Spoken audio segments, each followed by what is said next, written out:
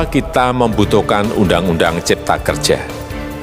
Undang-Undang Cipta Kerja bertujuan untuk menyediakan lapangan kerja sebanyak-banyaknya bagi para pencari kerja serta para pengangguran.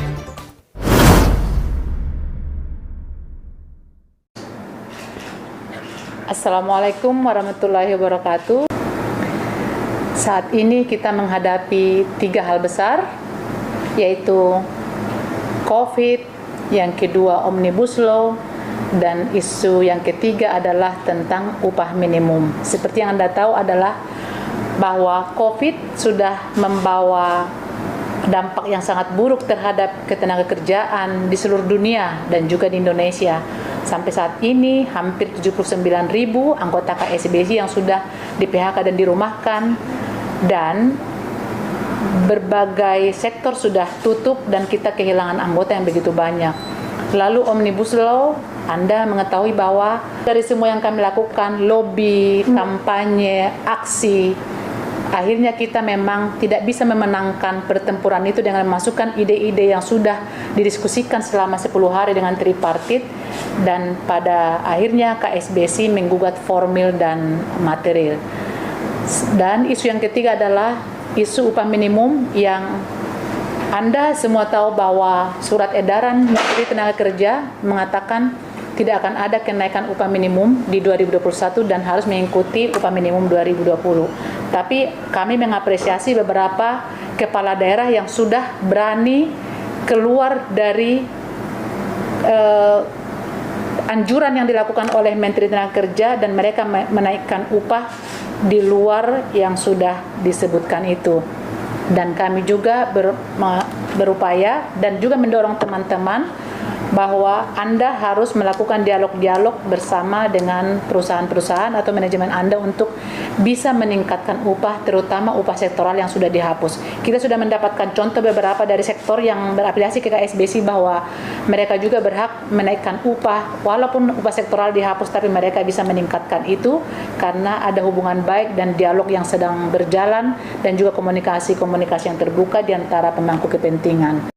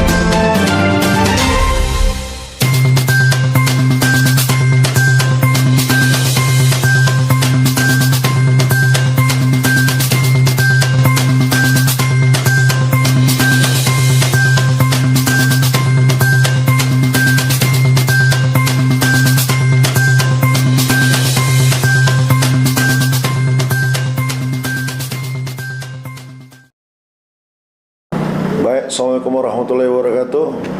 Salam sejahtera buat kita semua. Saya Dedi Hardianto, Sekjen KSBSI.